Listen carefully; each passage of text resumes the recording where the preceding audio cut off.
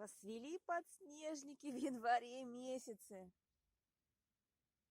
Красота! Солнышко пригрело землю, и вылезли подснежники.